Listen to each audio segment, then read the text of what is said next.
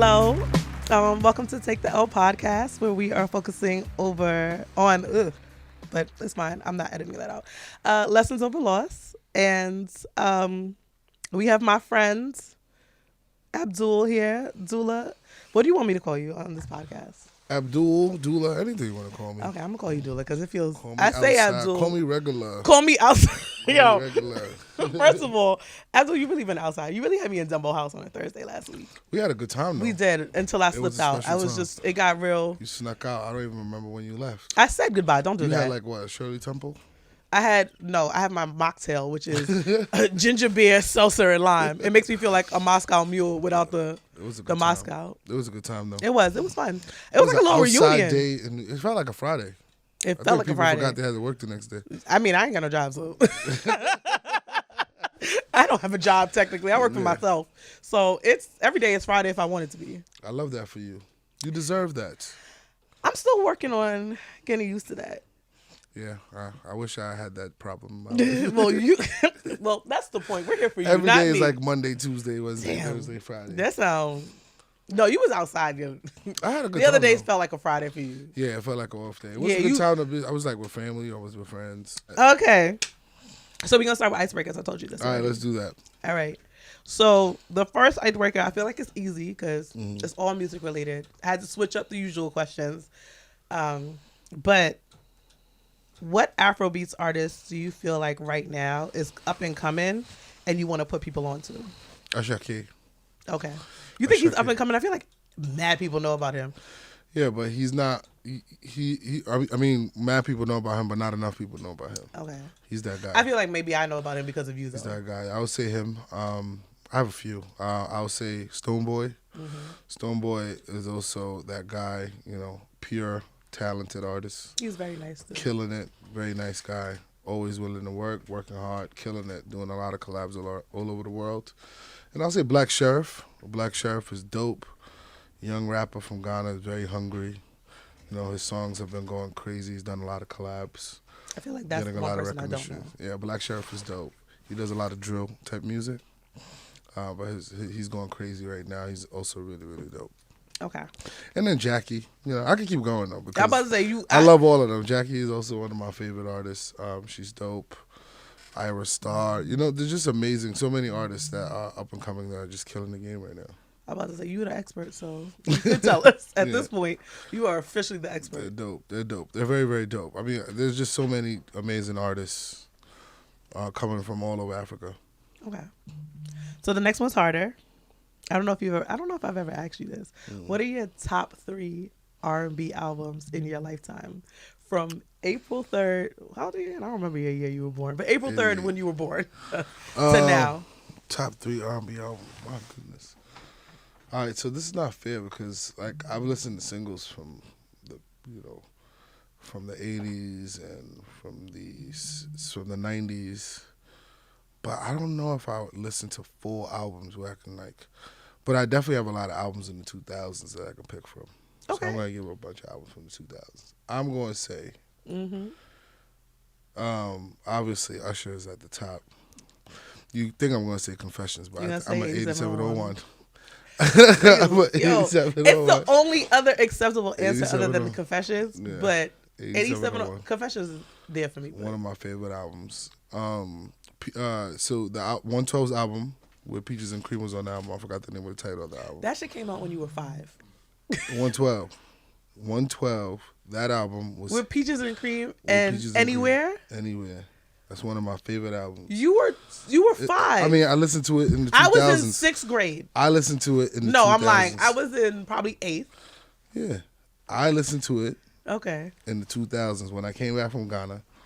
Peaches and Cream was going crazy. We had no business listening to fucking Peaches and Cream. It was going crazy, but it used to be like a shake song. So my little brothers used to get crazy to it, shaking on the block. Yeah. So it just made me listen to the album. Shake for real. Right. And then it kind of had me anticipate their next album. I forgot the name of the album. I don't remember the names of the album. It's not Room 112. Is it? It's not Room. Which one is it? Look at me. I'm A&R, nigga. I should have been a music executive. There are a few that I can't name. There's a few you can't name. I can't name, but I would also say Chris Brown's first album. Chris Brown's first, yo. People do not Yeah, give enough credit. I knew that Poppin' is on tracks. that shit. I still listen to Poppin', Poppin'. Your Man Ain't Me. Your Man Winner. Ain't Me. That was crazy, son. That was when you thought you was in love in high school. Well, I was in college when that shit came out, but I was in high school. yeah, that's what I said. That's why when you said Peaches and Cream, I'm like, Peaches and Cream. you were 5. But you used to have a beat. You could shake to it.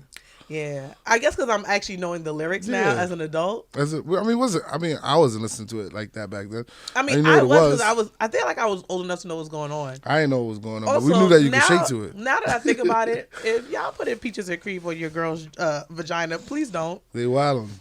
Y'all are wilding the fuck out. You know what I mean? Keep it clean out there. Yeah, that shit cause problems. Anyway, last question. What song can you sing, rap, perform, bar for bar, perfectly, no issues? I was gonna say $1 million, but you rich, so like 10 million. I Just Wanna Love You, Jay-Z. Really? Yo, I will say, other than I think Bridget, I didn't ask Bridget this question actually. Everybody has picked a Jay-Z song. Yeah. Come on, Jay got a lesson for everything. He got a word for everything. So a lot of us. I listen to him all the time. I really wanted a reset is always reasonable doubt for me. Oh, of course. Yeah. I really wanted a J clip as an intro to here, but that nigga would have got me out off of YouTube very quickly. Yeah, he would have got me out the paint. Them IP issues. Yo, I barely. You remember when he took all his albums off of Apple Music? It was because he launched Tidal. And yeah. We was I'm sick. still on. I mean, I signed up. I'm a Jay fan. We all signed up for Tidal. What was he going to do? How was we not going to listen to? We wasn't going to listen to Jay-Z. Beyonce too. And I'm still paying for 3 services. Bad vibes. That's how I know you. That's why I upped the number from 1 million to 10 because that's some rich nigga shit. God willing, we're gonna thank God. We're gonna claim it. I just keep canceling my Apple Music free trial every time, and they give me a new one every few months. Oh really? Yeah. So I just go back when they do. Nah, I can't do that. I pay for it. I have Spotify. Shout out to Apple Music. They show love. They show love. I believe it because me though, I don't got it. I work for myself again. I got you can do the family, but you do the you don't got your temple. You don't got your temple ID card. No, I lost that shit before I even graduated. I was you gotta have at least one. Use your temple ID card. No, I cannot find that shit at all. When do you think I've looked high and low? You really can't find it? I am sick. I've always found old ones. So now I have more than one of my college IDs. My homeboy works at a college. I'm not going to put him out there. My homeboy works at a college, and he set me up with a school email so I can get some discounts for a while. There it is. But I expired and I forgot the password. No. I don't even think they need you to have the password. A lot of times they want you to register with your email, and they send a confirmation email. Oh, okay. Trust me, I tried. I mean, my Facebook is still my college email and stuff like that. You still have your college email? Temple shut my shit down. I can't log in. I tried to, because certain things are tied to my college email, which I didn't know better back then. Yeah, I got a Gmail because my homegirl told me to get one. She was mad smart. She I knew all the new shit. I was like, a Google Mail. Google Mail. I have AOL. You had a Yahoo Mail too? Yeah, I had Yahoo. Some people still got their Yahoo emails. My mother still has AOL. Really? Yeah, every time she emails me, I tell her stop spamming me. My dad had an AOL. We had the dial-up, the whole thing. Sharon has AOL still. Still? Currently. And is the user interface good? I don't know. She don't know. You don't be helping her? She don't know that shit. She only checked the shit from her phone. Oh, wow. She don't. AOL. That was a good time. Yeah, it was. What was your handle? It was She Caramel 85. Oh, okay. And my other one, it was BX Blood at 03. BX Blood. Yo, man. I used those to be are good in times. the blood. You was in the chats. chat rooms? I was in the blood chat rooms. I only dated Bloods when I was growing up. Yeah, nah. I stayed away from them. I ain't wear red. Not me. Blue. Clearly. I've changed my life though, y'all. Shout out to God's grace and discernment. I remember when I started wearing red comfortably and didn't care. I was like, yo, it's really different nowadays. In college? Right. I was, it had to be college. for me in high school. In high school, I went to Walton. So, I was in school in Walton. So it was all around me. Nah, what you call it? When I went to college, I graduated 07. No, I'm lying. I graduated high school in 03. Mm-hmm. Niggas was still very much outside. We still did not go on the block on Halloween because 031. Yeah, you couldn't go outside. The only reason I was fine is because I dated all the Bloods. So. Yeah, you can't go outside. That was all part of it. They didn't sell eggs. Yeah, People can buy eggs nowadays in Halloween. My grandfather literally switched his car because he had a red Pontiac Firebird, and I remember they slashed his tires one year, and then he said never again, and got himself a black fucking Buick. Yeah, man. Those are times. New York is very different. New York has I'm proud of New York, I guess. Are you? Because when I was young, it was really bad. It was dangerous. It was dangerous, but I feel like You felt weird about going to certain places. I don't feel like that about going anywhere in New York nowadays. But I kind of. This sounds very toxic. I kind of miss that. Like there was, there was like a love. There was like a badge of honor that you survived that shit in New York. So like if you like. I think that's why everybody, wherever New Yorkers go, they be like, yo, I'm from New York. Yeah, so like you were good in the streets. You had like a certain level of street smart that other cities did not have. And then like you knew people. Like people ask us all the time, like, how did I meet you? I'm like, the streets. Like we was just outside. Like people aren't outside. I'm sure it was at Opal. No, it was before Opal, I feel like. Oh yeah, it's true. I feel like when you used to have a hotel plug. Yo, why you put all my business out? Anyway, this is Abdul's interview. Let's focus, because now you put my business in the street. My bad. Okay. I did have a hotel plug. That we used to be outside. Big one. Wow. Hotel was fly. What a time. What do people do nowadays? I always ask that question. I don't know, man. I don't feel like that. Can't be outside. They be going to some parties. I mean, nowadays now first Saturdays is like all year round now, kind of like, right? Yeah. No, they brought it back. It wasn't there in January, but I think February came back for Black History Month. I don't know when it stopped. But it used to be like a certain time, like period. You didn't do it. It would only be summers from like May to September. So that's new. I mean, people have like a lot of bars in Brooklyn, apparently. I can't keep going to Brooklyn. And nowadays, everybody is in like one of the membership houses. I've been going up to Westchester. They be like in the Soho houses or like I cannot go to Dumbo House every time I need a drink. I can't drive to Last Lap every time. Somebody hit me up yesterday. TJ hit me up yesterday. He was like, yo. It was fun. I was there. Shout out to me not going because my old joint was in there. We should have went though. I was going to go, but TJ told me at 4:15 that they're meeting at 5. They ran it up. And I'm like. They had a lot of blackbirds in there. DZ was there. I would have loved to have gone. My hair was dry. I was doing work. I had a meeting at 5. I was already outside. I forgot to. But he told me at 4:15, and I had a meeting at 5. Could have made it. They was there till like around 10. I was sleepy. I ain't gonna hold y'all. Anyway, let's focus back. So I never actually asked you to intro yourself. Okay. Who is Abdul? Like if you could say who you are, not your professional bio, just you as a person. Who is Abdul? Abdul is just a cool kid from the Bronx, from Accra, living family life, good life, fun life. Just trying to like live my life to the fullest. Just a dude trying to live his life to the fullest. You really do. I try to whenever I can. You really do stay positive, and you be yelling at me to just get shit done. Yeah, I mean, I just think that, I don't know. Since I was a kid, I always felt like if you could get it done, then you have more time to like relax. At least that's what I thought. That sounds. I don't know. That I might sounds need like to reassess such that. A foreign parent talking. Like if you do it now, you can have time later. Yeah, that's how I always thought. I always used to do that. I used to be like that in class when I was a kid. Finish my work and then I just play. Talk. I was always a procrastinator because I could do it so quick.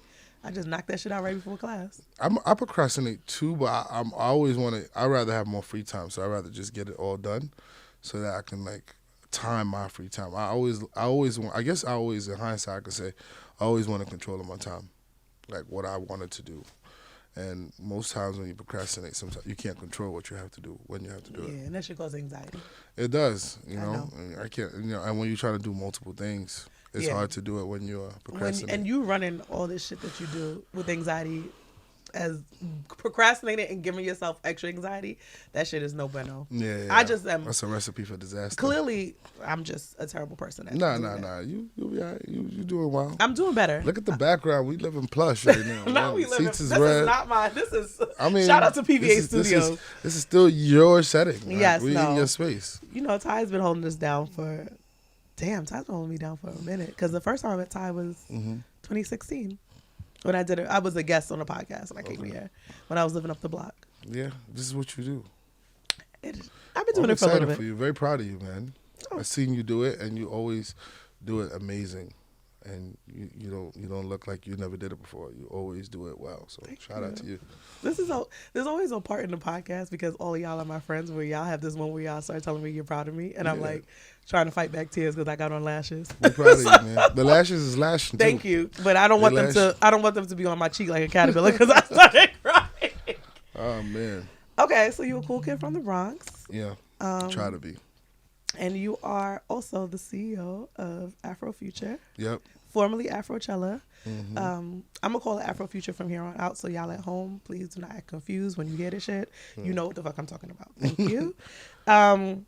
So I think everybody knows that Afrofuture is a music festival based on Ghana. Yeah, we're a cultural festival. Cultural. You don't call it a music festival. No, I think a lot of people call it a music festival, but it really is a cultural festival. I mean, because it's way more than music. You're right. Yeah, it's definitely made more than music, and it's an opportunity for us to kind of experience all of the things that we're trying to share with people at the same time. Music is a big component of it because everybody loves the cherry at the top. It makes it look very, very pretty, but the food, the art, the fashion is just as important. Like the fact that people dress up in the theme and come out to show themselves and feel free and they have a great time, take pictures with their friends, connect with people.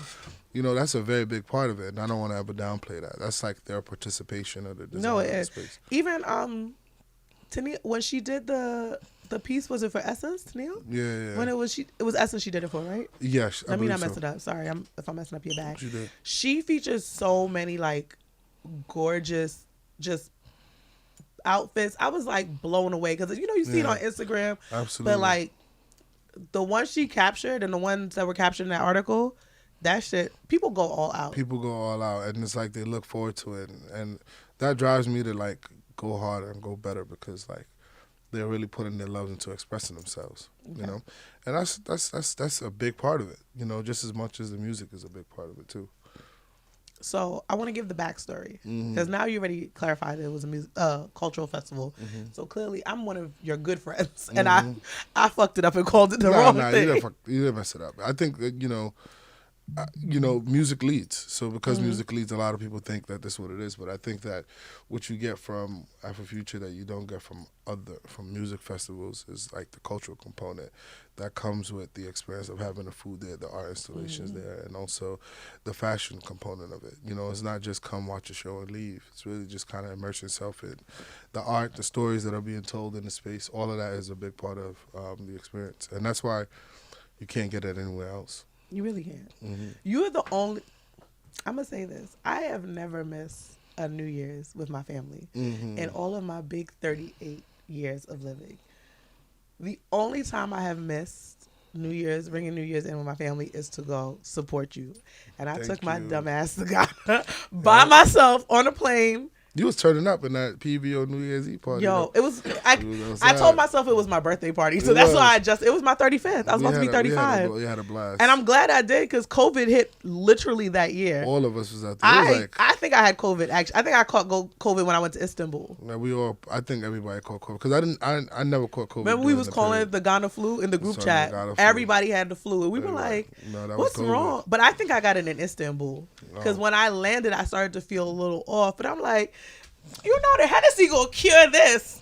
Then I kept thinking I was hungover because I couldn't taste anything. Wow. I was drinking beer and fries to like cure the hangover, but for me to push through like I did with COVID, I was in Twist outside, so you was outside in Twist. Yeah, I was outside in Twist. Shout out to FM. Yo, Polo Beach Club's still my favorite. Polo Beach Club went crazy this year too. I was like, I could really be sitting at the edge of a pool, listening to music with fireworks and a bottle of champagne. Yep, and then the sun come up on the beach.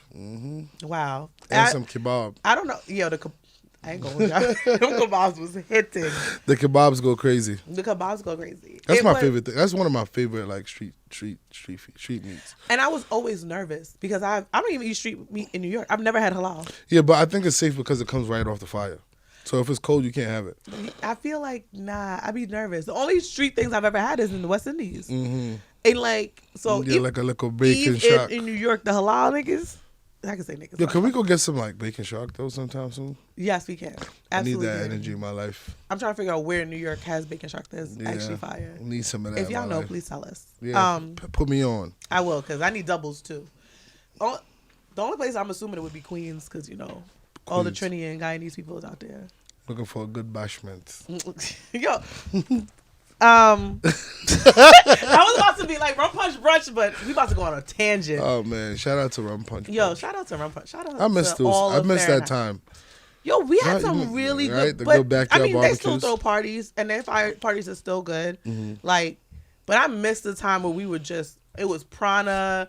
It was Sweet 36, PS 450. It was Opal. You calling Honey classic Lounge. Traffic. Yo, Even Traffic had his Traffic. run. Copia had a run. Copia Turtle had a Bay. Run. Turtle Bay was a good Opal time. is a Rosa Mexicana right And now. it kind of allowed all of that stuff to just kind of flourish. No, we also probably destroyed it. We were probably actually the problem. I don't know. I felt like we was always good. We was always good. And our friends were good bartenders.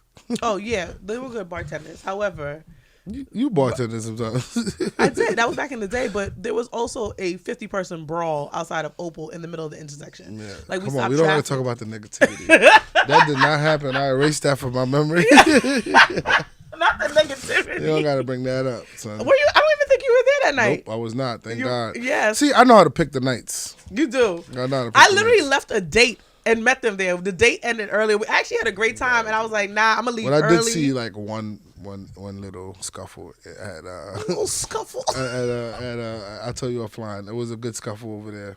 It was funny, and I Yo, was like, good "This was stuff. the last round." Yo, because the thing is, fights are actually really funny. Like, people be nervous. I'm like, fights are hilarious to me because people don't never fight like you see on TV. It's always mad erratic. It's always mad, like crazy how it starts. Yeah, and you be like, yo, and it's always me who thought everybody was joking. I'm like, oh, Everybody y'all, was joking. y'all I was really like, fighting. Oh, y'all really fighting. Yeah, you gotta move away okay. sometimes. I also do. The hood in me also gets out of there very quickly. Yeah, I was an nowadays they be wanting to record it. Yeah, I be the escape car. I used to pull my little Ford Edge I don't up. even want to see. I pull I don't my even Ford wanna Edge see. up and I leave the door unlocked. Which homeboys come in the car, I meet y'all in Harlem. Y'all know where I'm at. See, Meet me at the time. I think I was still in the Bronx. yeah, meet me I at don't 24 think I Hour had moved to Seafood. Queens yet. Yeah. Nah, I didn't. 24 Hour Seafood. El Puerto was like the after party. There's a fight, link up. Like everybody regrouped there, and then we would get seafood. Oh, the joint in Harlem on 2. Yeah, 125th. That's a good seafood spot. I'm not Yeah. gonna lie. It's well seasoned. Yeah, they. Speaking of which, you might have to get some of that today. You might have to We get out some here. of that today. We are out here. So back to the backstory though. I really want to know like the backstory of Afrofuture because I know part of the backstory. You had this vision for a cultural festival what year was that? 2015? 2015, yeah.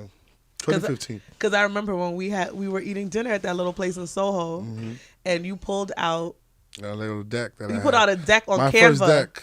First of all, you knew about Canva. You were the first person I've ever seen use Canva, like ever. I forgot who put me on. You were like, you were a visionary back in the day because Yeah, I now forgot who Canva put me is integral. But Yeah.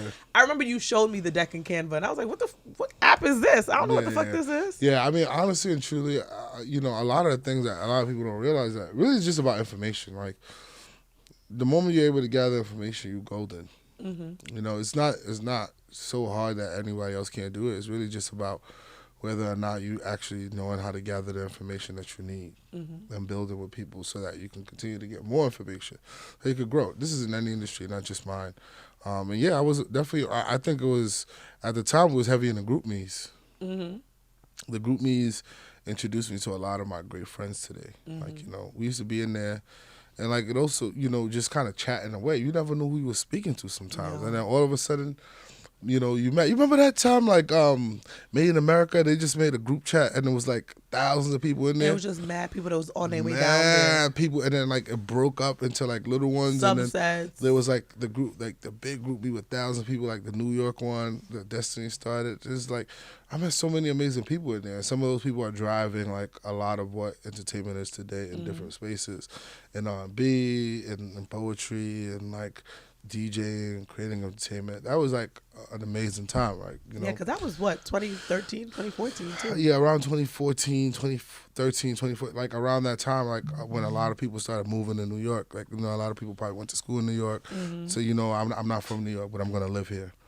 those people started creating a new experience. The experience that we were talking about, like Opal and all that, was our experience when we came home and we was outside doing the happy hours and the brunches. We went straight there. You remember like when it transitioned from like the happy hours to the brunches? Yeah. Because I remember like everybody was like, it was a day party, son. I don't know. I remember. There was like a point where we were outside every day. Yeah. We started Wednesday at La Palm. LaPalm. Thursday at Honey Lounge. It was something else before Honey Lounge. I forgot what the name was before Honey Lounge, but it was another spot. It was another spot. Fridays at Opal, and then we would either do brunch. Even back to the Element days, like on Fridays. Element, like, you know what I mean? Harlem. What's Harlem River? The one that's Skinny Cantina now. That was the original bottomless brunch. I know exactly what you're talking about. Right there Hudson by Terrace. Hudson Terrace. Yeah, that was the original. Like we was outside for that was that changed around like the GroupMe era because a lot more different things started coming in. And then we linked Other up people more. party and we linked up more. You know what I'm saying? So around that time I met a lot of people and then they were kind of using tools that I needed to kind of like learn how to use. And I wasn't shy. Like if we was cool, like I'm gonna ask you like, yo, how do I do this? How do I do that? And I just started asking a lot of my friends in marketing, like, yo, I want to learn how to do this. I want to learn. And there were different group me's that were breaking up to do specialized things. Like, there was like Mem Connect came up out of a group me. A few other brands came out of a group me's. Of people just kind of like sharing their things that bring them together and using that as a vehicle to kind of learn things. And that's how I learned about Canva. That's how I learned about, talking to brands because I didn't know how to like go and get a sponsorship. I used to think sponsorship was like, yo, I'm just gonna tell them, the sponsor and not put their logo on my flyer. And I quickly realized that that's not enough for brands. Now I don't know if, at that time it wasn't enough for brands because I didn't know anybody, or I just needed to understand what partnership is and like really integrating with a partner and then being able to kind of like use your vehicle to be able to make sure that they win as well. Outside of them just kind of giving you money and you put in their logo because that don't mean nothing. That doesn't change especially for the anything. big brands. It doesn't show that it drives anything to a win. You have to really show that they can benefit from like spending this money. I didn't know that at the time, and when people was explaining to me, it sounded like they was talking to me in Chinese, right? I don't. It's a language I don't understand and comprehend. And I think even maybe as I'm talking, people probably don't comprehend, but it's really just about driving value for each other. Like, if I could win and you could win, then it makes more sense if our stories are aligned. And really, I learned all of that has through. to be strategic. I learned all that through group me's. I learned that through the WhatsApp chats and meeting people and going out to these happy hours and the meetups and things of that nature. Yeah, because we were cool when we had that. We were friends when we had that meeting. Yeah, we were friends by then. Yeah. But you were like, yeah, I'm trying to do this event. And I was like, okay. And then we went out to dinner and you had the whole deck and you were trying to do it in Brooklyn. That was my first deck. No, I was trying to do it in Randall's Island. I remember specifically. Oh, yeah, no, you were trying to do it at the well. At the well, you were trying to get these big sponsors. My and I was goodness. like, them niggas is not going to the well. Yo, I love the well. Yo, like, I used to love the well. I had so many, I was sold on the well. There was the well, and then there was this other warehouse location that was so fire and mystique to me. And I honestly and truly, like, put it here, I'm going to do something there. Obviously, but you wanted those huge sponsors. And I was like, yo, I don't even know. I didn't know no better back then. Yeah. I didn't know no better back then. I didn't know where to start. So it was really just about just being ambitious at the time. And like, I'm going to learn how to do this by talking to people who did it. And like, a lot of people, I didn't know the questions to ask, so they didn't know the answers to give me. But you did ask really good questions. But at the time, I was really shooting in the dark because I didn't know if I was sounding stupid. Like, you know what I'm saying? Sometimes a lot of people prevent themselves from like, and asking questions because they don't want to look stupid to people actually they look up to or people that is doing well. Or even their friends. Or even their friends. Like, you know what I mean? But, like, I remember, like, I would muster up the courage to go and ask somebody to help me. Like, you know what I mean? Because it was like, yo, you really got to ask them what if they play you. Like, you know what I'm saying? Like, yo, if they play me, now it's over. Literally. Like. But I used to think like that. But, but it was just kind of like everybody was really gracious. And, like, there was some people that like would sit down to help you, a lot of the women, and some people that would like give you some, but not really all like that you need, and you just have to kind of keep putting it together. And for me, during that time, it was just kind of like gradually putting together what the plan was, and I feel like, oh, okay, I got this far.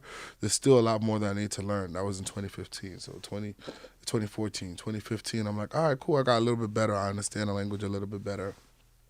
You know, I can do this. 2016 is probably the year that I thought it was actually going to happen. Like, yo, I could do this. I did all the pricing. I'm like, man, this is pretty expensive. And I'm like, yo, you still got student loans.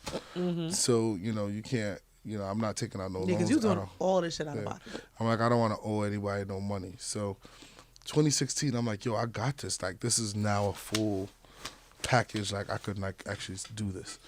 But then I was like, all right, America's just way too expensive as well. And, you know, that year we went to Ghana. You know, it's like you almost kind of give up, but you're not. It's still in the back of your mind, like, I still got this idea. And, you know, Kara's like, yo, we could do this in Ghana. And I'm like, really? Like, you know, I'm like, all right, bet, let's try it. Like, you know, because everybody on my team that I was doing events with in the city at the time wasn't on board yet. Like, you know, I was still trying to convince them, but they wasn't seeing what I was seeing. But Kenny did. And, you know, and then we was just kind of like, all right, cool, let's do it. And we had 7 months to plan, and we just found somebody who was able to kind of be our first PR person. I still have like the document she created for us with the SWOT analysis, you know, the strengths, the weaknesses, the opportunities. Wow, what a time back in college. I still reference it to today, just to kind of remind myself, like, in my mindset when I was like trying to do this. And you know, and we just kept on building it. And because as you plan, we don't have a lot of money, so it's like you have to plan according to your, you know, your pockets. Like, you know, you got to cut your coat according to your size. That's what Africans say. Anyway, so like you have all these ideas, but not all of them is gonna hit because you can't afford all of them. So then you cut off. I still don't know to this day how you pulled that off. Yeah, you know, I don't know how I did it either. I honestly, truly, I could explain it, but I can't explain it. Right? We're just gonna say God did. Yeah, God did. You know, because truly. Yeah. And So, I like, remember when we were at that dinner, you were like, I want to start in America and eventually go like do this in Ghana. And I was like, I think you might have to do it the other way. And it's so funny because you actually literally had to do it the other way. Yeah, I did it the other way. Like, you wanted to start in America and go to Ghana, and the real success was back home anyway. Yeah, I mean, that was the joy in like actually just letting the journey happen for you, you know, without planning. Because, yeah, I prepared, but, you know, it was my plan. God had a better plan. Like, you know what I'm saying? And I think that's how it worked. You know, we really just kind of like had an overflow of ideas, and every year we would like add on to it. And then, you know, when people started coming, everybody would own it for themselves. Like, yo, but I have this idea. Yo, I want to do this with you. And one thing about us is our whole goal is this is not just for us. It's for the community. So if the community reaches out and they have an idea and it's great and we can sell it, we can do it together, then let's break bread. Let's put it together. So we're always going to kind of keep collaborating, keep opening up the doors so we can allow more people to kind of utilize our platform to grow theirs in the diaspora, at least the global Black diaspora. That's our hope. So, as of, what was it, 2022 that just passed, how many sponsors did you have? That's a great question. I don't. Too many to count? It's a lot of sponsors. 'Cause Different sponsors in different ways. In 2019, there was only like 2 activations. It was Twitter. When I went, it was Twitter's, and I think it was Essence. It was Essence. Essence, yeah. Shea Moisture. Shea Moisture, yes. Shea Moisture and Twitter we had 2 VIP ones. No, Yeah, but we had installations. We had that Twitter flag flying. Yeah, we had. I don't work there no more, y'all, so I'm so hype. We had Blackbirds was outside there though. Blackbirds was Because out let there. me tell you, we was had the hashtag. That was dope. We was not playing around. Like, we wanted to be there. I wanted to be there in 2018. Yeah. But I didn't have enough weight at Twitter. But shout out to the people who did and bought into the vision. But nah, I'm just really thinking about it. And you were like, yeah, I want to have these big sponsors. And I was like, not at the well, nigga. And now look, they were all there. I still wasn't party at the well, though. The well I had some good times. Is the well still open? I thought they closed it down. It is. It's still open. Oh, I thought I had I think new management. But yeah, you know, we've had a lot more sponsors since then. We've ushered in a lot of companies like Meta, like YouTube, like Sony Music, Audio Mac, Fenty Beauty. You know, yo, the Fenty Beauty one was such a good look. Topicals. Wow. Uber. We work with a lot of companies. Last year, Rona Motors in Ghana. Because even yesterday you did something. You did a beauty conversation with Estee Estee Lauder. Lauder, yeah. That was cool. They weren't our partner yet, though. Maybe they'll be our partner this year. We'll see. I mean, maybe, but Let's hope. but that's back to what you're saying with the cultural fest. Like, Yeah. you literally are touching all the different spaces. We see music, but you've done a lot with fashion. Yeah. You've done now beauty because you did BeautyCon, right? Yeah, I mean, like, knowing your audience is a big deal about it because we know that a lot of our audience are women.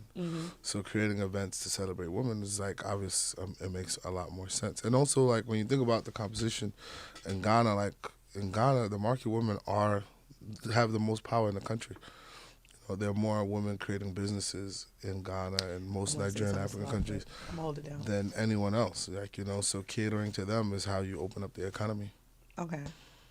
But I mean, it's smart. Like, but now you're actually doing these talks in America. Like, when you started this, did you see yourself doing all of this? Did it look like this to you when you had your vision? It didn't quite look like, it looked something like this, but not as detailed, right? So it's like drawing an outline and then being able to really break it down into nuance. And I think the practice is, like, as we're building it, we're actually adding detail to the outline that we built. So it's all within the scope. I think that's the best way for me to describe it. I always knew that I wanted it to be big. I knew I didn't want it to just be a festival. I knew the festival was going to be a vehicle for us to be able to open up things that we wanted to do, and we're going to keep doing that. Did you think it would be this big? Like, you had Burna Boy. Yeah, I mean, honestly and truly, we knew that one day we was going to get there. We didn't know that we was going to get there this amount of time. Okay. But we knew we was going to get there. Yeah, we knew we was going to get there, and we had a plan to get there. Look, I love this fest. Yeah, I love. I say this for us too because in my head I'm part of the Afrofuture team. You are. I don't care what you say. I'm like, yeah, I work for Afrofuture, y'all. So that's a fact. So you always knew it was going to be this big. You just didn't think it was going to be this quick because you were working. I don't think people realize that you were working when you you still wait. You are not still doing that job, Abdul. I still work. Abdul, you're not still doing that job. You told me that you were. I still work. Abdul. I still work. We gotta hustle, man. We young. First of all, speak for yourself. I got a knee brace underneath you are young. These windbreakers. I'm out here like LeBron, and I do not play Everybody basketball. Get hurt, Everybody get hurt. Shut up. Everybody get hurt. You still are working. Niggas get hurt every day, B. First of all. No, deadass, you still working? Yeah, I am. Abdul, I talk to you every day. Yeah, and I work every day. And I did not work know every day, this. though. Yeah, I work every day. When I saw you last summer, you said, I still consult, but I'm about to stop. I did. I was going to stop, but then, like, I did stop for a couple of months. I stopped for, like, 4 or 5 months. And then I got a little bit bored because I had way too much free time. And free time as I describe it is different from other people's free time. Yeah, I'm about to say, because I don't see you having free time. Yeah, but as I mentioned, I told you earlier that, like, I like to do everything I need to do, set it up so that I could chill while, like, the feedback comes back to me, then I could keep going. So my work, I was, like, being overbearing with my team also. Like, I was just, like, always on them. Like, everybody. You had too much time on I had too much time on my hand. And I was just kind of like, I was traveling at some point for no reason, just doing things I didn't need to do. Going places just because I could, because I was free for a couple of months. I'd be in bed a lot. I just didn't like the trajectory of how it was going to go right now. You felt like it was making you lazy? Not lazy, because I still was getting work done, like, during that time. But, it just wasn't, I didn't feel like it was time for me to quit yet because I still had more time. I had enough time to make more money also. And then, like, the company kept recruiting. And, like, the recruitment, the budget just kept getting more and more and more. And, like, it's always going to be a good thing when you get equities. And then they send equity offers and they send signing bonuses and, like, bonuses in the year. Yeah, I'm going to take that. I'm not going to leave that on the table. Meanwhile, I've watched all of TV. Okay? I've watched Netflix. I've watched Hulu. But I can see that. Restless. Honestly, but I can see that. I get restless, but I also get complacent. Like, I've made my house very, very comfortable. Yeah. One day you'll actually see it. Yeah, no, I need to pull up. I need to pull up. Like, honestly, he lives there. My brother lives there, so I don't know why. I must say, he's been to my house and you haven't. I know. He just came to mine, so I need to be over there a little it's bit okay. more. But I honestly, like, I'm just doing that to bother you because you gotta be able to. But I can see that because, like, maximize your time. If I'm on the couch for too long, like when I'm out and I go out with people, or like I go out to work, like I actually go to a WeWork even though I have an office in my apartment, because I just feel more productive once I get out of the house. Being at home feels so complacent. So Gotcha. I can see that. The thought of you having free time is the Nah, thing man, that's I not have free clicking time. to So me. free time, everybody shows their stuff very differently. My free time was just kind of like, I just had a lot of excess time because I wasn't like working 8 hours a day. And I guess the way for so long I had been doing everything I was building around my work schedule, I had gotten into a groove about working in that schedule. So when I had 8 hours chunk of not and with nothing to do, it just kind of felt like it was too much free time, and it was too premature. So I was like, you know what? Like I'm open to it, but then like it was really like the offers just kept getting too good.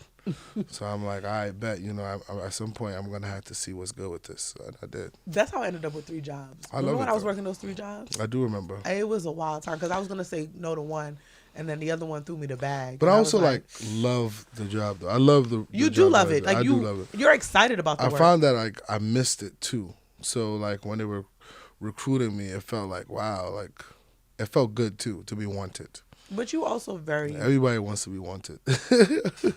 That's another podcast.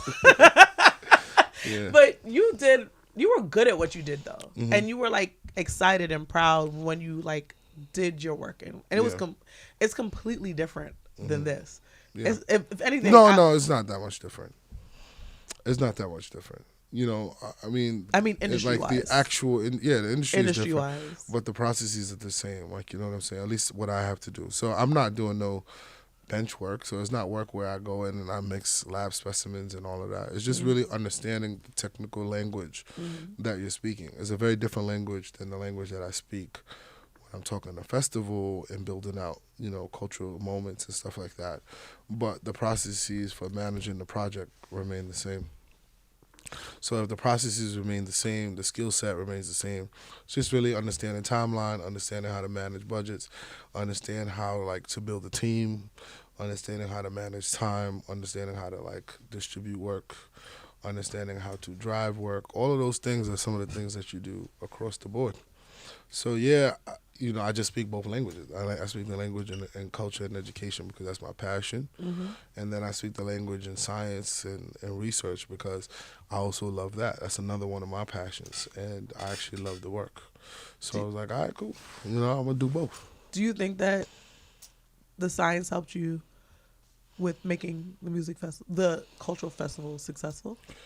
I think the lessons I learned there and the confidence I built in my science space helped me build the festival. I managed, one of the coolest projects I ever worked on in my life was when I worked at a cancer hospital, one of the best cancer hospitals in the world. I could say that, MSKCC. It was dope because I got to build a regulatory, like electronic regulatory binder for the entire institution to use. And literally, I had to design the system. I had to work on the operating procedures for everybody across the institution. So doctors, nurses, research assistants, and all of these people. I had to make sure that all of their pieces could work, like it would function across the board. I remember when you did that because you were like gone for like 2 months because you was doing so much work. Yeah, you like reemerged out of nowhere one day. I had to deal with the tech team and like test the system to kind of make sure like it won't break and really work to write out the policy, understand the operating procedures, and present on it to the entire institution and all of that. And I didn't know I could do that. I had a really cool boss, and that was probably one of the best bosses I've ever had in my life, honestly, because everybody was afraid of him, but he wasn't a scary dude. But he was like about his business, and he liked things proper. He liked things very proper. So he challenged me to really be like one of the best me's. And I remember like working for him. I liked it because I always knew that I was learning, and I never felt like somebody was trying to play me. You love making sure nobody's trying to play you. The Aries in you is mad strong. Right. So he showed me how to do that, and then the credit was he asked me to create a poster about it, like to go and present it, so that other hospitals around the United States could learn from the system I built, how we manage regulatory. Because, in science at the time, electronic regulatory binders was something new. I'm gonna say I don't even think people know what that is. Yeah, so like, all right, so basically you go to the hospital, all your secret information is kept in The HIPAA shit. Sometimes they put it in the paper, Mm-hmm. they keep it in binders, Mm-hmm. or, they lock it in certain places. We were trying to create it for a place where it could be secret, it could be safe, it can be, audited by like the government. But and also stuff like that. electronically. It was dope, and I had never done anything in tech. It was the first time that I had to connect with people and work in the kind of tech space. And I wrote a poster and I submitted it to one of these conferences, and I was my paper got selected third place. Mm-hmm. And I got to fly out to Chicago and present it, and I was like, yo, I did this. Like, it was the first time I felt like I did that. Mm-hmm. Like, I know I built it, you know what I mean? But in that company setting, it was like, oh, that's a cool project. You did that. And it was a big deal for the institution. And I know I saved them a lot of money by doing that. I'm like, wow, these are skill sets I could use for myself too. Like, you know what I'm saying? Managing a project, working with the different teams that I don't have influence over to like move a project forward. Like, I learned how to do that by doing those projects. And I knew I didn't want to work.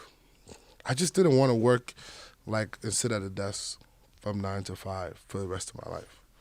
And I knew that, it couldn't be the case that you had to work at a company and show up and do the same thing over and over, fighting for promotions every single day without just being able to learn from the skill set. Like, so if you work at a job and they offering trainings, I suggest people take them. I took every training you could take because that training taught me how to deal with conflict. That training taught me how to write better, taught me how to be a better project manager, taught me how to do all these things. And all of those skill sets allowed me to be able to have the knowledge to build my own thing.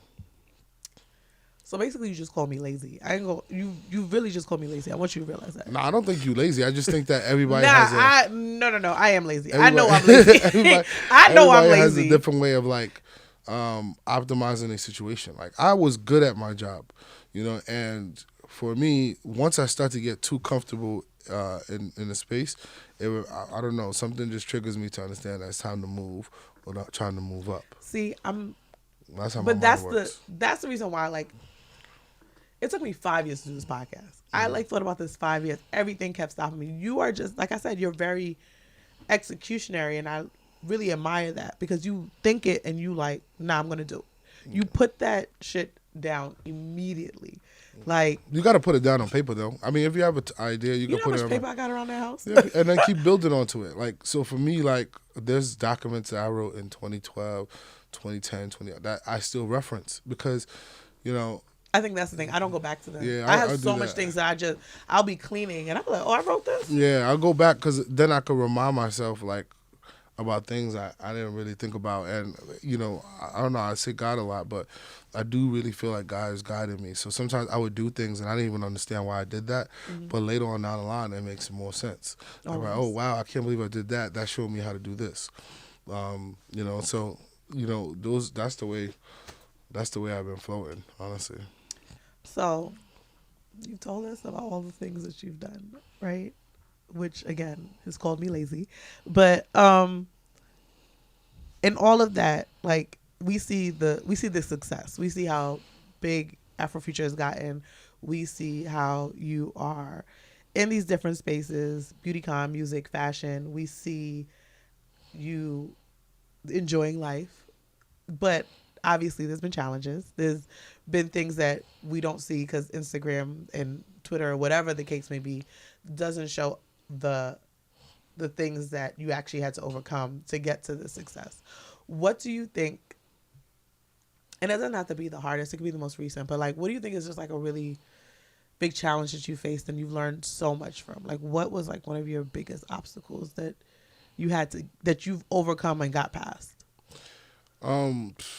It's hard to answer that question because I honestly don't know what I'm going to face this year. But every single year that I've done this, I've faced a different challenge that felt like a big challenge at that time. Mm-hmm. It felt like such a big challenge until it always feels like such a big challenge till you get over it. Mm-hmm. And then you're like, oh man, that one bit the last one up. Like, you know what I mean? The first year we ever did Afrochella, the first Afrochella, 2017, maybe 2 weeks before, we always about to lose our venue, and like nobody ever knows that, right? So in 2017, we had the festival at Accra Polo Club, not Polo Beach Club, but Accra Polo Club. And Accra Polo Club obviously is a members club, old money, very nice venue in Accra. It was dope. And when they got wind of it, that it was going to be like a day party festival type of situation, they're like, we don't want that energy over here. So they tried to cancel the event a week before the event. So literally, it took us like, lobbying and going to the board meeting and getting everybody, because at that time we already had people and we didn't have enough time to switch locations. But that was a very big thing at that time, right? For you to try and get something off, and then a week before the event, you are dealing with, changes by the venue. We had the same problem when we moved to LWAC, and that one was even a crazier story, because when we moved to LWAC Stadium is in a military district, so the military controls the. I didn't know the military controls. The military controls the stadium, because the barracks of the military is right behind the stadium. Oh, right? damn. So at the time, the person who was in charge of the military, for some reason, they didn't really want to give us the venue. So in Ghana, also in Accra, most places they don't want to give you the venue with grass, because they feel like you're going to mess up the grass. The grass is going to get messed up. Foreigners don't like you messing up their fucking grass. My grandmother used to be like, please do not have no barbecue and mess up my grass. So like they don't want to mess up the grass. I'm like, you know what? Like, we're going to take care of the grass. We're going to fix the grass. We'll pay for the grass. We have to do a lot of lobbying. In the contract. Right? So we put grass in the contract. So anyway, they gave us a deal. We signed the deal. We got a letter of confirmation that this spot is ours. Boom, we put up a billboard, right? We put up a billboard. The whole world knows, like, yo, they coming to Ghana. We got the venue, we got the spot. And then they like, nah, you guys' event is so big, so now you got to raise the price. We're like, what are you talking about? Like, we got a contract in place. Like, why are you trying to change the contract? So we like, yo, we're not paying. So we kind of like ignored them. Yo. Yeah, ignore them. Africa. So then, like, you can do anything in Ghana. I just ignored them. What's up? Right. What? So like 2 weeks before the event, they sent us a letter like, all right, you guys don't have the venue no more. So we're like, what are you talking about? So we're like, yo, we're gonna sue. Like, we had the paper. We shaking them, and like we shaking them, and we're like, you know what? At this point, we're going to escalate it, because we have the international world coming. They bought the tickets. We advertised it. And at that year, we was also in like a flight magazine. So we couldn't take it back. Like, we're like, yo, you're going to embarrass the country. We had to do a whole bunch of stuff. Embarrass the whole of Ghana. So we went to the Ministry of Defense, like, the head of the military, and then they're like, all right, cool, yeah, we can't embarrass the country. So the Ministry of Defense. Not embarrassing the country is actually the real. Right, that's the real gas. We're going to sue you guys. We're like, yo. Let me tell you, one thing foreigners do not like is to be embarrassed. Right? So like, yo. Whoa. Who said anything about embarrassing? Listen, man. Anyway, they released the venue to us, and then the guy was petty and proud. Yo, petty and proud. Right? So he's like, yo, they're like, all right, cool. We're not even going to tell you. They didn't tell us that we needed permits for the area in the air. Because obviously, we're going to put up a festival, there's going to be lights that go up in the air.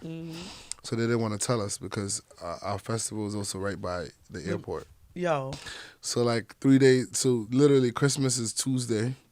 We get a letter Monday like, yo, you can't use this venue because you didn't get the permit for the air. So like, I feel like I remember you telling me that you were scrambling for some permit. So now we find out how we got to do the permit, and we stalking the Minister of Aviation like, yo, we need a meeting. These people obviously acted in bad faith. They didn't want us to be able to use the venue. So, So literally we just had an impromptu meeting. We waited like 3 hours. Literally, I'm in the car sweating. The windows rolled down, sweating. Like nobody really knows these kind of things. Like, but literally I'm sitting in the car, me and Kenny, we both sitting in the car just waiting. And like the air's, the windows open and you just sweating, just waiting. Like literally sleeping there in the car waiting for the minister to walk by so you could just bum rush. Like I was like, it was kind of wild. Anyway, we sit in the meeting, and like everybody that's involved, I'm typing out like an agreement between us and all of them as the meeting is happening. So when we agree on this point, I type it out. We agree on this, type it out. Send an email letter to the to the minister's secretary. She prints it out. We all sign it, Yo. and that's how we got the venue release. So like we have worse stories. That's like, to me, that's like a 1, 2, 3 story now. I wish people would understand. Like, everyone want to be an event planner. Everyone want to throw an event because they see like there's popularity around it. They see that it looks fun to do. They want to throw the events that they want to go to. Mm-hmm. They don't realize that when they throw those events, they actually don't get to go to the event. Mm-hmm. Like, anything that will go wrong in events does go wrong. Yeah. Like, that's actually the reason why I don't do events anymore. Yeah. That stress would. I was getting grades. It's very stressful, honestly. I was getting grades. It's a high stress area.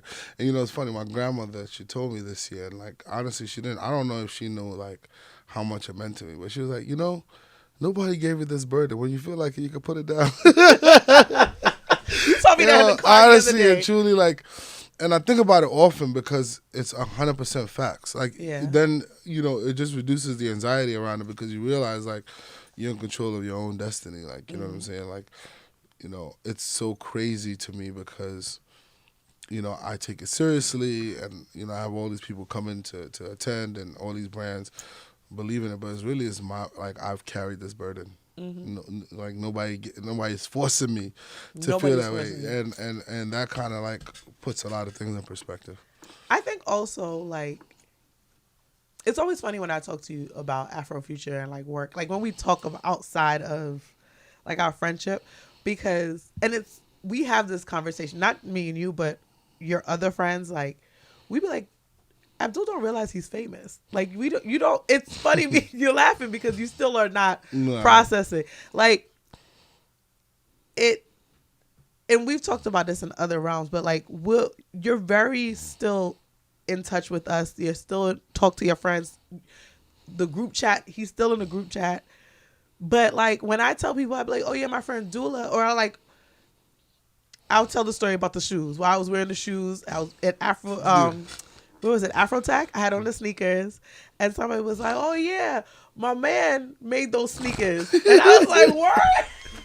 I'm like, yo, you know Abdul? And he was like, yeah, my man, you know, he throws Afrocello, you know. I'm like, yeah. I was like, yeah, Abdullah. And I think when I said Abdullah, he realized that I knew you. And I was like, yeah, that's like my brother. Where you know him from? He like, yo, well, we met in passing. And I was like, got you.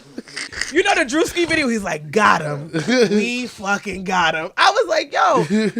And it's happened so many times. And it's so funny because Abdul be like, yeah, I'm a cool kid from the Bronx. And I'm like, I'm actually very appreciative that you are still like, so it says down to earth. It sounds weird saying that. Yeah, honestly, like, I mean, I'm just like myself. This is how I feel. Like, you know what I'm saying? Like, I always find it weird when people like try to feel like something else, or at least people get the impression that people are trying to feel like something else. Mm-hmm. Like, the way I show up is how I feel. Like, you know what I mean? And I always knew that if I didn't feel good about it, then it's not a good way for me to show up. And I always want to show up exactly how I feel inside. Like, you know, if I'm feeling like today I want to be cool with everybody, I'm going to be cool with everybody. If I'm feeling like today I just want to be with myself, I'm going to be with myself. And I think that when you control it like that and you just kind of live honest and genuine and righteously, you be good. I mean, you know, I'm forever gonna cut your ass. Like, I don't care. As you should. Please don't stop. I was about to say, I don't care how fake you could be with Obama. I'm still cutting your ass. Please don't stop.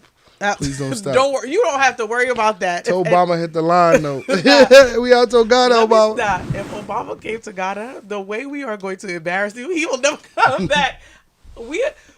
All West Indian parents have a little shrine to Obama, and they have African parents too. No, like, I have 4 Obama shirts right now because that's what my family gave me for Christmas the year Obama got elected. So they were like, here's Obama shirts for when the inauguration happened. And they were so proud to give me these shirts. You would have thought they gave me a Chanel bag. They did. Obama's picture is actually next to my graduation picture. I got a newspaper for when he won. I got a bunch of stuff. Like, my homegirl threw an event. Magazine. We threw an event for when he actually left. We threw a Goodbye Obama event. Time, huh? When he first became president, I was online. Damn. Yeah. was kind of whack. I wasn't watching TV. Not- I knew he was gonna be president one day because I was following him in politics, Mhm. like when he was a senator. But like when he was going through the campaign, and all that, I was pledging. I didn't really see none of that stuff. It pissed me off a little bit. That it pissed me off. It pissed me But off. look how much Sigma is giving you. Yeah, Sigma's giving me a whole lot, man. I'm not even gonna lie. Shout out to the bros. Mufa, you know. Listen, I still move out all y'all way when back that ass You comes know, on. as you should. I ain't strolling. I haven't seen you stroll. I'm about to say I haven't seen you stroll. But you know, at the time, I was that guy. Long. I was that guy. Yeah, you was strolling. I was strolling back then. Damn, that was a good Yo, time. we really what old. happened, son? We're like, old, yo, what's up, nigga. man? Shout out to the Greeks, man. Where you at, man? What's going on? Let's bring it back. Listen, I don't know about you, but I've been outside since I was 15. I've been outside a long time. 23 years of being outside. But we was outside in the Bronx. We was going to spots like Golden Stool. Yeah, I was going to Rumba. Club Deep in Mount Vernon. Why was I to at Club Deep at 15 with a fake ID? I didn't even need a fake ID. Niggas was just like, yeah, you inside. Like, in the you parties, go man. I used to go to the house parties. The house parties. I remember being stuck in the projects trying to figure out how I'm going to get out. Yo, I would have to go to like guys' houses, the projects, because nobody can come to my house. Like there was always somebody in my house. I used to have to. You know what it was like being 16? I think people don't realize what it feels like to like try and plan your way out the projects. Because I've always been like, I'm cool with going to a spot by myself, which is so bad, like, you know. But I realize that now that I'm sitting and thinking about it, like, even back then, I would go to a party in the projects by myself. But now it's like, getting out the projects ain't easy. Yo, it's so funny go through the getting out staircase, the you projects food. for guys isn't easy, but going in the projects for a girl is, because it's the hard part. Because now you got to walk past all the niggas. You out here like, they're like, who you here to see, ma? But you know, sometimes either the nigga will walk you out if you go to see a nigga. But when you walking in, you like looking crazy, and then don't let one of his bitches be outside. One of his old joints. Nah, this is what I'm talking about. Like for me, if I say I'm from New York, like it's a real thing. Like it's like I have war stories. Yeah, you can't. Absolutely. God, again, thank God for grace and discernment. But back in the day, you could get it. It was shaking anywhere on the train, the bus. You could go between schools. It was bad, man. Literally one of the bad. first High school life in the Bronx skills was crazy. One of the first life skills I realized, I was like, yo, one of the first things I was like, I need to teach myself was how to put a razor in my mouth. Like that was the thing. I was like, damn. That was my fear was like getting $1.50. $1.50. I was scared of. I just need y'all. First of all, shout out to Sharon and David and God for these jeans. Imagine $1.50. This was my worst. Anything but my face. I was so nervous. Anything but my face. That I was gonna get sliced. That was a real one. The first rule of fighting was never fight an ugly girl, because the first thing she gonna do is go for your face if you're cute. I never fought nobody. I'd be like, you got it. I used to call me pussy. You got it. I used to always be afraid of like, yo, you could get sliced. But and the thing is now it's guns, but like it wasn't like that when we growing up. Like imagine, yo, it was like $1.50. People don't get $1.50s like that no more. I don't think nobody get $1.50s no more. Back in the day, it was like I get $1.50. You see people with like big scars. I'm like, yo, man, this guy's dangerous. Yeah. As soon as you saw somebody with a scar like that, you knew they was dangerous. Wow, the little cut under your, the nigga could have fell right in the bike. But as soon as you see that scar, oh, he dangerous. He dangerous. Whoa. I do not fuck with that nigga. Please keep him away from me. Back in the day, man. Wow. But yes, New York, I mean, man. New York was a good time. It was crazy. You know, you've come a very long way. It makes me proud, and it's very inspiring to see how much you put on for your culture. Like, I talk about, like, how proud I am to be West Indian all the time. But, like, when I talk to my friends about, like, things that we want to do for, like, Caribbean culture, I always reference, like, look what Abdul's done for, like, just African culture in general. Like, there's so many, like, I feel like even artists that you're bringing awareness to, whether you just tweet about them in one line because people are paying attention, you put them on the stage, people are going, no, there has been no way that many people have been going to Africa in general, and you brought all those people back to like home. Mm-hmm. Like I remember trying to get my visa. Shout out to, who was the guy that came? Aaron. Shout out to Aaron. Aaron really got me my stuff, because I bought my ticket to Ghana like 3 weeks before. It was a shaky time for me, but I bought my ticket. He got my passport. He got my visa. And I remember they were saying, like, on a regular basis, like before Afrochella, like they probably give out like maybe 7,000 to 10,000 visas. Yeah, it was like a Christmas. In 2019, it was on average about 100,000 visas a year. And the year of 2019, they was gave like out 1 million. It was 1 million. A little 1 million plus. And it's my stats is off then. Shout out to you for knowing the real ones because my stats was off. It was crazy. Just for Christmas of 2019. Yeah, just for year return. For the whole year of 2019. Oh, 2019. Yeah. But okay. So to go from 100,000 all year to 1 million is wild. Tenfold, yeah. And then in that year, 16% of the reason why they were there is because Afrochella. Yeah, and the thing is, I mean, that's a humble brag right there. A little bit, but 16%. It's not. But you shouldn't be humble about that though. Like you have brought people who have never even thought that going home or not even knowing what going home. And I say Africa's home because obviously everything, but people who didn't even think that it was a possibility or it was accessible or didn't know what to do when they got out there, like you've provided a safe space for them to go and be able to touch grass of where their ancestors came from. And I think that is like such a beautiful thing. Mm-hmm. Thank you. Thank you. So that's why, even as someone who is not your friend and is very proud of you. Thank you so much. I appreciate it. That means a lot. A whole lot, actually. You're the best. Are you proud of yourself? I'm very proud of myself. Honestly. Look at you doing the emoji. You're so cool. I'm very proud of myself. Honestly, like I sit back and I think about it. You just know, like you could tell when you're progressing because you know where you at. Like you know what I mean. I remember, all my friends had Pradas, and I'm like, damn, I need some Pradas. My mom was definitely not buying me no Pradas. My dad was not buying me no Pradas. I remember gambling my Maury money on Fordham Road, trying to play 3-car Monte, and like losing the whole bag. And like, damn, I'm really gonna show up to prom with no Maury's. Like, you like, damn, I try to upgrade from the Maury's to the Phoenix. Yeah. So I'm like, all right, I got a couple $100. Let me play 3-car Monte. That's why nobody should ever gamble, honestly. You know what I mean? Not this, like, especially on Fordham Road. Right, on Fordham Road. Especially so I called my auntie. I had to go, oh, man, shout out to her. I'm like, auntie, they just took my money on Fordham Road. I don't got no shoes. She held it down. I'm not even gonna lie, got me my Maury's. I haven't told many people that story, but till now, the other day I just, now I'm just able to buy things. I'm able to do things and not because of Afrofuture, but just kind of like where I am in life, without even like thinking about it, like, you know what I mean? And that tells me growth. Or like if my brothers or my sisters or somebody needs something, like, I'm able to support it. Those kind of things are very big blessings. Like, you know what I'm saying? Like, that is how I gauge where I'm at in my life. Not by like, everything I'm doing. Just kind of being able to be a resource to my family and friends and being able to kind of do things for myself that I once couldn't. Those are the things that kind of keep me going. Do you think you're successful?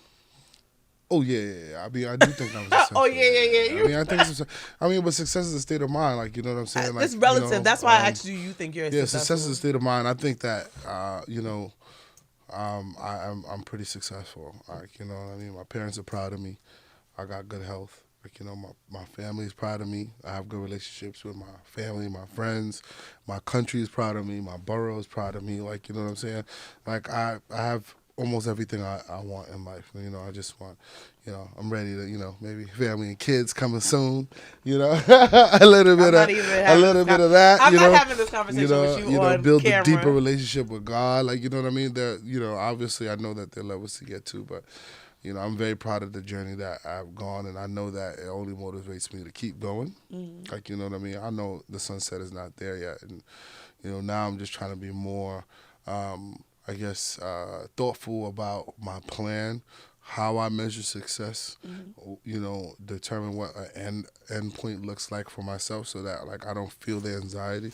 Anxiety is really around us, like, trying to do things, like, just kind of realize, and, like, all right, cool, what is, like, my goal? What is the target? Like, you know what I'm saying? And not allow myself to feel like, all right, cool, like, this was cool, like, how can I bite this one up? Like, I want to definitely get to a place where I could get over that, like, you know what I'm saying? But outside of that, like, yeah, I feel I'm very successful. Like, I feel very, very blessed. Like, you literally have I'm wearing your shoe from Nike.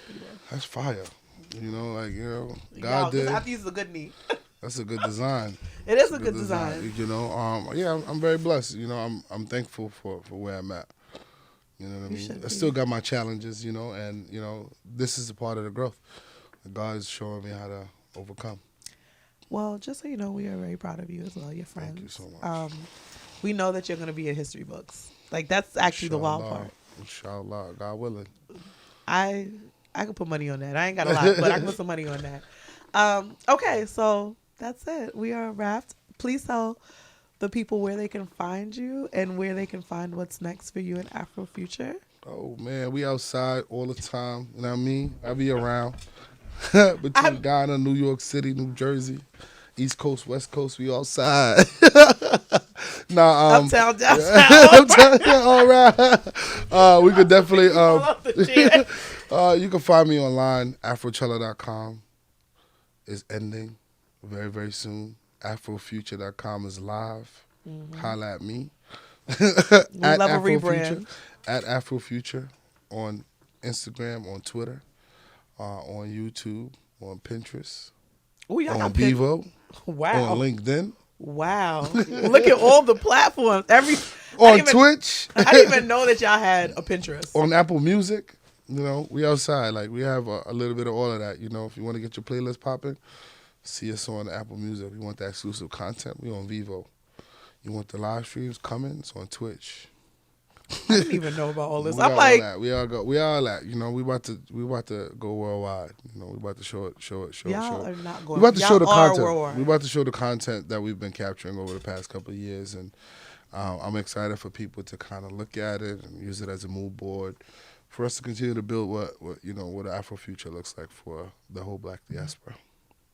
I love that for us. Thank And when we at the well, and you see me in VIP acting up, please, everybody, act regular. Be outside, you know what I mean?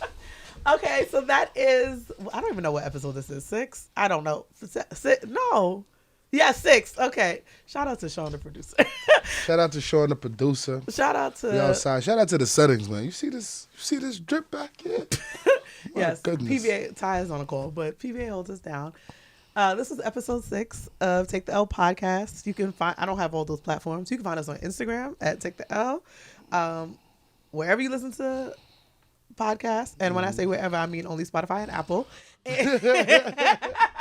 And you can find us on YouTube. Abdul, I love you. Thank you for joining. Thank you so much for having me. Thank you. Love you back. Yes.